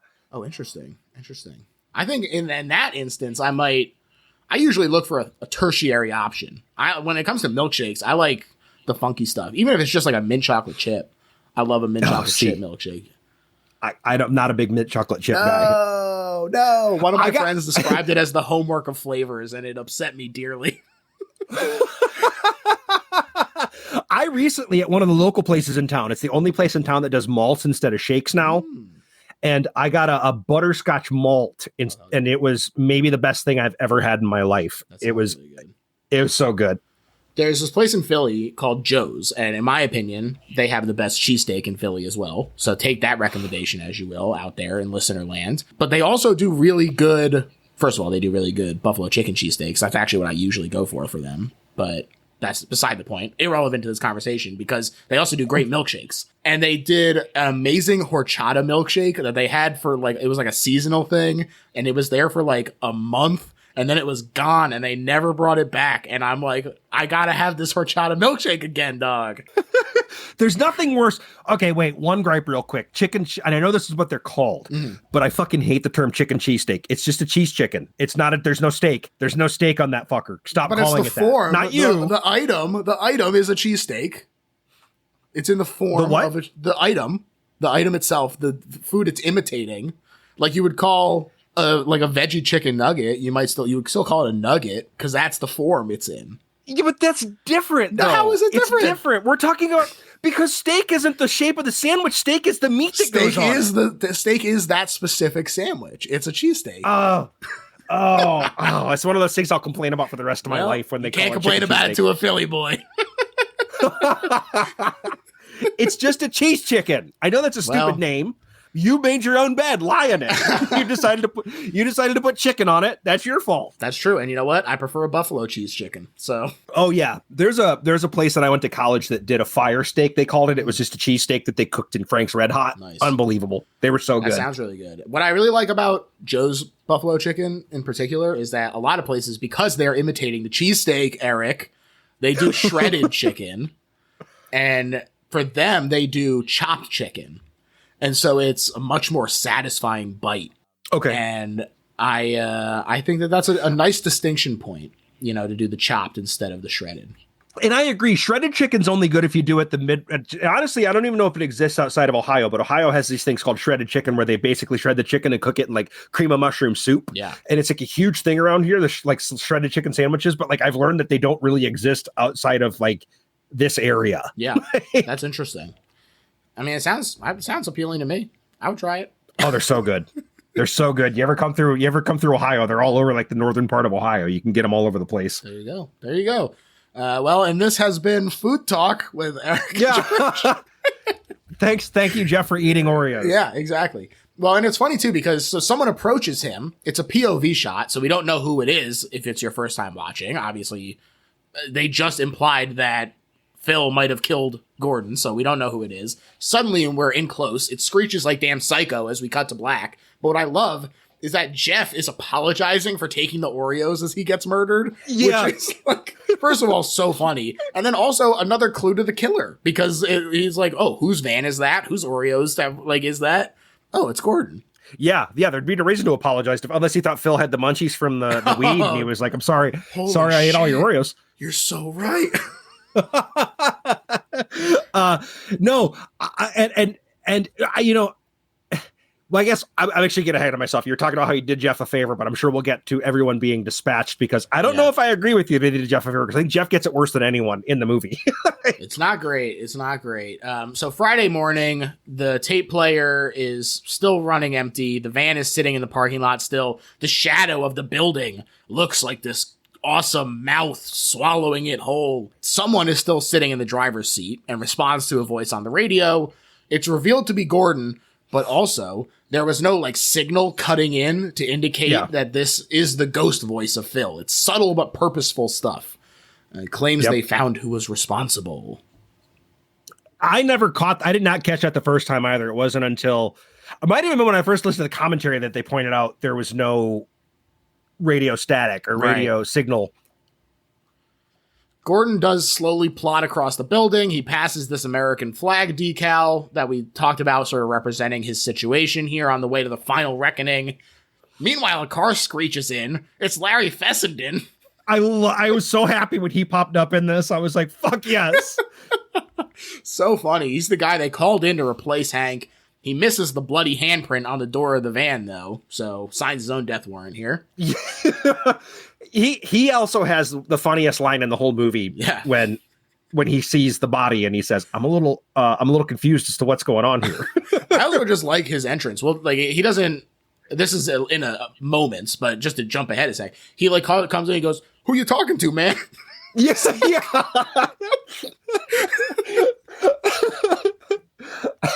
So the two men make their way through the building, and we see some of the aftermath. Mike's blood is in the gym. Hank's laying down in a plastic sheet. Phil is there, and he seems to indicate that it was him. When Gordon goes to check Hank, though, we find that he's not actually dead, and he gurgles a little bit and then does one more, "What are you doing here?" As we finally see his jacked up eye. The pick is still in there. It's fucking nasty, dude. You got to be infected as hell at that point. Yes, absolutely. I wouldn't tell anybody about this, warns Phil, because if they find out about Hank, they'll find out about the others. You're asleep. Open your eyes. Would you wake up? Phil sort of calls back to what we heard the doctor telling Mary, and when Gordon, in a great delivery, finally screams, "I am fucking awake!" Spittle flying everywhere. Yes, oh, it's good. He's startled to discover that Phil has disappeared. And the voice of the new guy heralds his arrival. Yes, who you talking to, man? He asks, before being choked to the floor by Gordon, who promptly lobotomizes him at Simon's urging. With one of the oddest sound design choices I've ever heard in my life when he does it. You hear that like weird circus music playing as he's getting ready to lobotomize him. Like, it's such an odd choice for that movie and that moment. Yeah, the soundscape. Very interesting stuff. The lifting of Hank's head is also fucking nasty. Oh, yeah. It's like the one real gory part in the movie. I mean, you see blood in Aftermath, but this is like the one time you see like anything being like inserted or pulled out, and it's really fucking gross because it like pulls his head up when he's like pulling it out. Yeah, and Gordon's pretty good with that thing. He got me thinking medical school is actually for the birds, and it's easy as hell. Doctors out here perpetuating a scam on us. Big doctor with their lobotomies. Their lobotomies. We see you always charging us for lobotomies every time we go in for a checkup, doctors. 8 years of medical training to do something Gordon learned to do watching Mike talk about it. That's right, with a chopstick. The two stories finally come together, and Gordon just sort of wobbles there befuddled as the dying man's hand reaches out for help, streaking Gordon's face with blood. And we also see a flashback that "What are you doing here, man?" was the last thing Hank said when he saw Gordon in the tunnels after he popped out around the corner all those days ago. And this is when we get the aftermath, sort of intercut with flashbacks of it happening. It's this swift montage of murder. And so, like I said, this is the spotlight, so I can be a little more honest. I wish that this was a little more visceral. You know, the shots of the body lying around are grody, but the way it cuts around them does feel a little like a tease to me. Even if they're making us wait all this time, I'm fine waiting for this violence that it seems like is coming. And they kind of cut around it in a way that makes me go, you could have maybe given us a little more. Maybe it's a budget issue, but I don't know. I was left wanting a little more. I get where you're coming from. And I guess if you think about what Anderson said about, like, I know what you did last summer and stuff, you absolutely see why he did not go that route. Look, I'm fine with violence. I'm fine if it's implied. I do think, like you see that Jeff gets that fucking thing, like, right in the face, which is not, like I said, not a good way to go. No, it's true. And yeah, I guess you could kind of leave it to your imagination a little bit. Like that it was bad, whatever it was. He did it with, like, that really shitty little blade to everybody. Yeah. Mike lost a ton of blood. Yeah, whenever he got him. Sure did. But yeah, I think I would honestly more chalk it up to budget probably than even Anderson sticking by his guns to not do. Because I mean, you get the. I can think it all pays off with the slick shot of the fucking little lobotomy tool being pulled out of Hank's eye. I feel like they kind of like, here's the one moment you're going to see something visceral, and it's pretty effective. Definitely. And it in no way diminishes the achievement of this movie. I think that it is very, very effective, and it's very, very good. I just, this is my reaction, unfortunately. I think that they did a great job. As one thing that that gets me at like a 4 instead of a 5 is like the one thing. Just one of those people who just wants to see blood and guts. That's I get right. it. I guess Funny Games is true, and I actually am fucked up and a sicko. The camera swings around to reveal Gordon as the monster, which I think is a nice little touch that he gets this big dramatic reveal here. And they say, "I need you to open your eyes now." And he remembers what he did. And, not only is there the debate about, is this happening or is it just him being crazy? But also some people debate if the voice at the beginning was Simon infecting him, or if it was just an indicator that he was susceptible to this type of madness. Because, we've talked about it. Simon even literally says, "I live in the weak and the wounded, Doc." Anybody could end up in a situation with or like the main character, Gordon. You could be any one of these guys in the situation. Yeah, so my reading on the end kind of, I'm taking the coward's way out, and I kind of lean into both. Like, I think it is supernatural. I think that Simon infected, if you want to use that term, I guess that is, or possession, whatever you want, introduced himself. It even says, like, I had decided to introduce myself, as you hear that final tape playing, right. After Mary cut herself, I decided to introduce myself, and he found this guy in Gordon, a similar. The only thing that wouldn't hold up to scrutiny there is that we were to believe that, like, old patients come back and, like, homeless, but you'd think that there'd at least be one person who was down enough that Simon could have introduced himself to them before Gordon showed up. Right. It's not like Gordon, but that's, again, nitpicky. But, like, I also, like, understand that it's 100% this metaphor for, like, I'm fine with either interpretation, but me being a horror guy, I got to stick with the supernatural one. Sure. Yeah, I like it too. I do think it works to have it be supernatural. I wonder, do you think that Simon is a being who traveled from Mary to him? Like, it's like a demon, or a Simon is the spirit? Or do you think that he just sort of has taken it into him? Yes, in possession, but sort of like Simon is just the name for having that sort of ghostly spirit that leads him to violence. The devil, if you will. Like, do you think that Simon is the devil, or do you think that he is a devil? A devil, not the devil. Okay.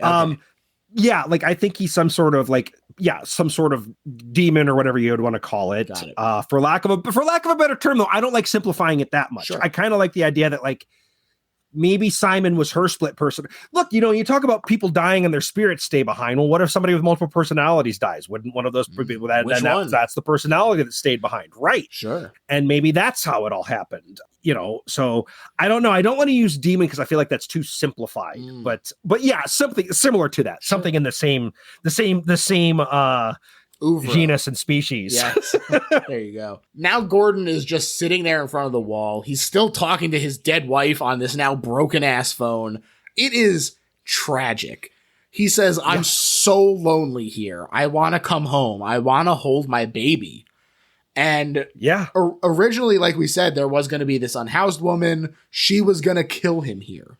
But they felt, and I agree, that the ending we got is much sadder and much scarier, knowing that as we leave on this aerial shot, that this man is there alone and psychotic, waiting to be discovered, just weeping to himself, fully broken and having done it to himself, but also having it forced upon him by his environment and capitalism. Yeah.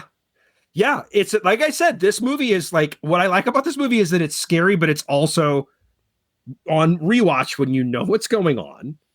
It's a sad horror movie. Like it's a bunch of guys who don't deserve what they got getting savaged by capitalism. Yep. And because they're all down on they're all sort of downtrodden. Sure. Like you said, could have been any of them. Right.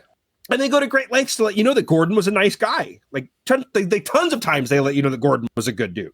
One thing I did want to mention before we sort of wrap this up is that even before Hank is fully like possessed, if you want to call it that, he is putting them at risk right away just from the stress. He tells Hank to use green paint to mark the hazardous ducts when they need the red paint. And so from the word go, he's fucked up. Yeah, this is why Phil realizes that something is wrong with him. Yeah. You know what I mean? Like he's become a liability at this point. Look, no one wants to admit that. Like it's his buddy. He doesn't want to admit this, but like, what's the outcome if he doesn't? Somebody gets hurt on the job. Somebody dies on this job. Somebody not knowing how bad it could actually get. But that Gordon is burned out and he needs a break. That's exactly right. And yeah, we get this great song playing over the credits. As you said, it's literally the lyrics choke you with a chain, broken hearted. I'm sorry I hurt you. Please don't leave me. I'm on my knees. Like it's such a perfect song to wrap things up with and just sort of like sit in the sadness of what just happened. Yeah, it's a great choice. It's not your typical horror movie song that you'd close out on either by any means. No, definitely not. And now, Eric, we've reached the part of the episode where, because it's a spotlight, we don't necessarily have to describe this as the best horror movie ever made, although you are certainly welcome to if you feel like it. But more, I invite you to discuss why this is an interesting movie, worth talking about, sort of why you picked it for today. I will say it's my favorite horror movie of the 2000s, without question. It's not my favorite of all time. Obviously, I already talked about that one. But it would be, it's in my top 5 probably of all time. What I like about this movie is, again, I think if you pull the horror aspect out of this, I would enjoy watching this movie and spending time with these characters and watching them work and bicker and whatever the fuck else on asbestos if it wasn't a horror movie. I like spending time with these characters. I like the way the characters are built. I like the atmosphere. I like the sense of what is. I love watching people that have never seen it. It's one of my favorite things. I've never seen it, seeing them like kind of like as everything starts to fall into place with Gordon. Right. But I just think the atmosphere, this unbelievable use of location, this incredibly good cast that they got for this movie. All of these guys do their part really well. And just the sound design creeps me out. The idea of like a guy like Mike finding these. I'm a huge sucker for like anything where somebody finds a weird thing in a building, like movies that are or like a movie, like the book House of Leaves or whatever, where like all the like I love that kind of shit where like this discovery, the hatch and Lost, you know what I mean? For when Locke finds the hatch, and it's just like, well, I just love movies that like string you along on this like discovery along with the characters in the movie or the show that you're watching. So like you get that. You get genuinely scary parts. Like I said, any movie that can genuinely scare me as a horror movie guy gets automatic points with me. And this one does. Even now watching it, it creeps me out thinking about this. And I think the fact that it could be, it says a lot about capitalism. It's very how this shit will grind people down. I just think there's so much to like about this movie, on top of the fact that it is, just like I said, genuinely well made, well shot, and scary. Definitely. To me, this is an interesting movie worth discussing because, like they say in the commentary, it's not for everybody. This has changed somewhat with the elevated horror genre, but a lot of people are still conditioned for horror to come at you fast with a Limp Bizkit soundtrack, as he described it. But the languid pace of this movie.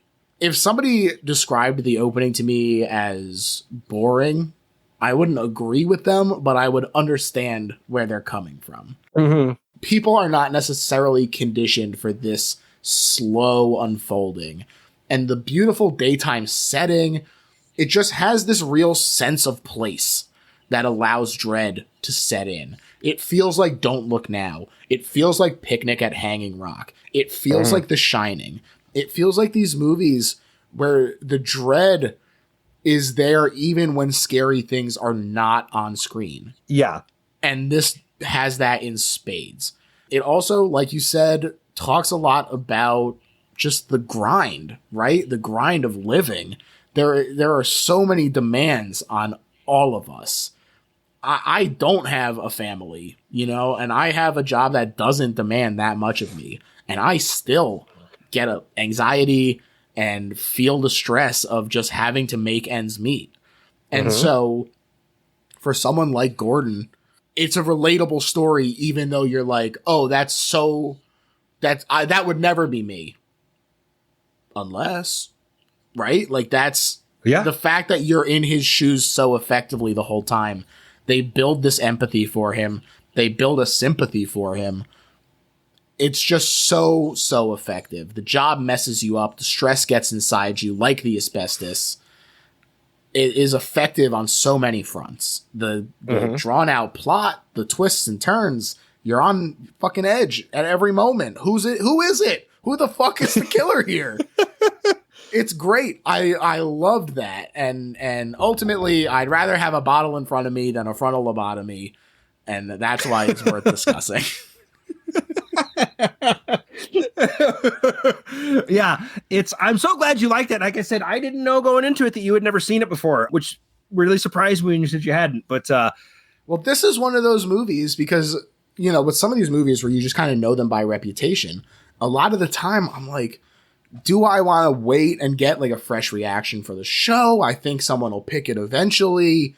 Or do I want to have some experience with it going into it and sort of be able to take the experience and analyze it more deeply? This is one where I kind of am glad that I got to watch it just regular first, even just knowing this was coming. I'm glad I took the vibe check watch and just sort of went through it before taking notes and everything, because it really is such an effective ride that if you're pausing it every 5 seconds to take notes like I do, you don't get that the same way always. And so this is a really effective one. I'm glad you picked it. And I look forward to all the other movies like Audition. That's another one that's should I just watch it? Should I wait for someone to pick it? Never seen it. So oh shit, you've never seen Audition? I'd like to know some of the other ones that are kind of sitting in your you want to see it. That's definitely one, but give me an excuse to come back and talk about something later on that I'll just to make you watch it. There we go. We'll make the rounds. Well, I'll definitely take you up on that, Eric, because this was a blast as always. And please tell the people where they can find you, listen to your podcast, all that stuff. So I have a show called Soundtracker. George has been on. He's going to be on again in August. Blade first time, Lion King in August. It's called Variety, sweetie. Well, I think I'm going to do, the unfortunate thing is the one movie that's fucking it up is Space Jam, but I was going to do Summer Blockbuster Month because I just recorded The Nice Guys. I'm going to shuffle that to September, and I'm going to do Lion King, Back to the Future, Mission Impossible, and Space Jam in August. So it's all big blockbuster movies. So I've got that coming around the corner. Very exciting. And George, actually, you're going to be on one of my bonus episodes because you are going to do that. Somebody picked the Goofy movie to do for my bonus episode next month. So we have to do that now. We have to do that top 5 Disney movies thing we talked about for one of my bonus episodes next month. Remain topical. Yeah, I'm going to start doing. But anyway, you get Soundtracker. What I do every month, every week is I take a movie that had an original motion picture soundtrack, talk about the film, talk about the album afterwards, break down track by track. Me and the guests give further recommendations, top 3 songs. Just pretty laid back. It's a lot like the discussion in the films is a lot like the discussions in the films are here. You know what I mean? So It's that sort of. Not, we're not snobby people. So, but yeah, and you can find it wherever you listen to podcasts. So check it out. Definitely do that. Definitely check it out. And I also encourage you to check out the Patreon because there's a lot of great bonus stuff that he's been getting stuff in there. And, with independent podcasts like this, it's fucking hard, dog. It's so hard to keep things running. And so it sucks. I encourage you all. This is our Gordon moment. Right. Exactly. Trying to keep a podcast going. Thankfully, on podcasts, we're not close enough to anybody to kill them. You know what I mean? Oh no, my cat just knocked a boiling pot of water on my leg. Damn you, cat. The worst I can do is break my laptop. You know what I mean? But yeah, so check out Soundtracker. It's a lot of fun. I really love, there's 1,000 million movie podcasts, myself included. And there are a much less number. In fact, none that I know besides Soundtracker that specifically focus on the soundtrack. And it is such a delightful niche. I'm so glad that there is someone exploring these because half of the time that's what people remember the most about these movies is taking the soundtrack home and spinning it, baby. You're out there with the Quad City DJs talking about Space Jam. Come on and slam. It's funny because the guy that's doing Space Jam was talking about the soundtrack, and he's like, what do I need to do to prepare? And I'm like, well, watch the movie. And he's like, I get to watch Space Jam again. But he didn't thought about that movie in years. He's like, I'm excited to see how it holds up. Yeah, same thing. He remembered the soundtrack. Can't remember a dick from the movie. Well, let me just say right now that I love Space Jam still. And if he badmouths it, I'm going to write in and be mad about it. I don't think he will. It's it's John Cullen. Oh, hell yeah. Okay, cool. Yeah, I think John will be nice about it. But what I want to say is thank you for the kind words about my show. It's funny because I was going to do the same thing and be like, no, don't worry about my Patreon. Subscribe to George. But this is a Patreon episode, so I'm preaching to the choir. You're already here, baby. I was going to tell you, George, that you worry about your own Patreon first, and people need to. But I'm preaching to the choir here, baby. That's how I know that they can afford it. But don't cancel your subscription to this one to get on mine. That's right. That actually is right. Don't do that. Fuck my Patreon. No, but like you said, you are a patron, so you're probably doing everything already. I am on Blue Sky now, so if you are on Blue Sky, check me out on there. Fuck Twitter. Fuck X. Elon Musk. Fuck off. I just keep hoping he sells the goddamn thing. It's just so annoying because it's not only okay, yeah, I like posting. That's fun. But it's so hard to reach out to people. I know. And get guests for the show. And that was a huge way. That's how we first connected.